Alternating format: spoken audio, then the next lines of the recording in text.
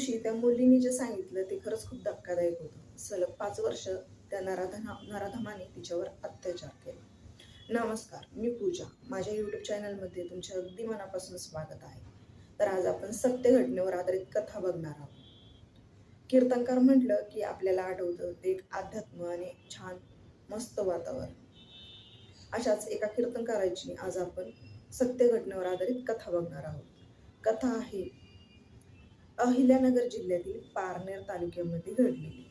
मूळ गाव याचं होतं नाशिक जिल्ह्यातील पाथरे गाव आणि मूळ याचं नाव होतं यशवंत तुकाराम थोरात उर्फ अण्णासाहेब गुंजाळ असं या नराधमाचं नाव होतं. तर 2016 साली हा अहिल्यानगर जिल्ह्यातील पारनेर येथे आला होता. येथे याचे कीर्तन आजूबाजूच्या परिसरामध्ये सांगून याचं छान नाव हे केलं. नंतर तिथेच तो एका कुटुंबाने त्याला वास्तव्याला ठेवलं. एका कुटुंबाने त्याच्यासोबत एक घरोपा निर्माण झाला त्यांच्यामध्ये. पण त्याने इथेच घात केला. तरीही ते विश्वास ठेवण्याच्या याचं राहिलेलं नाही. नंतर तिथे त्याने एक दुर्गादेवी वारकरी शिक्षण संस्था स्थापन केली होती. आता ही वारकरी शिक्षण संस्था आहे म्हटल्यावर आजूबाजूच्या त्याच्या परिसरातील लहान मुले वगैरे तिथे यायला लागले. आध्यात्मिक वातावरणामुळे आपल्या मुलींवर चांगले संस्कार व्हावे यामुळे तिथे यायला लागले. आणि जिथे त्याला वास्तव्याला राहत होता तिथल्याच त्या मुलीसोबत त्याने घात केला. तिच्यावर त्याने सलग 5 वर्ष अत्याचार केला. आता मी तुला असं करेल, तुझे आई वडील साधे आहे, ते काहीच करू शकणार नाही, मी याच्या अगोदर देखील असं केलंय तसं केलंय असं सांगून तिला घाबरून तिच्यावर सलग त्याने 5 वर्ष अत्याचार केला. तर मुलगी काही जास्त मोठी नव्हती, 17 वर्षाची मुलगी होती. आता तिचा भाऊ देखील त्याच शिक्षण संस्थेमध्ये सचिव होता. तर याने तिच्यावर सलग 5 वर्ष अत्याचार केले. कधी त्याच्या घरात केले तर कधी तिच्या घरात आई वडील नसताना देखील केले. आणि याचं लग्न देखील झालेलं होतं. आता याची जी पहिली बायको होती ती काय त्याला सोडून वगैरे गेली असेल किंवा काय म्हणा, याने दुसरं लग्न केलं होतं आणि ती देखील बायको त्याची प्रेग्नेंट होती. तर याने त्या मुलीला इतकं म्हणजे हे केलं ना की बस. मग शेवटी एक दिवस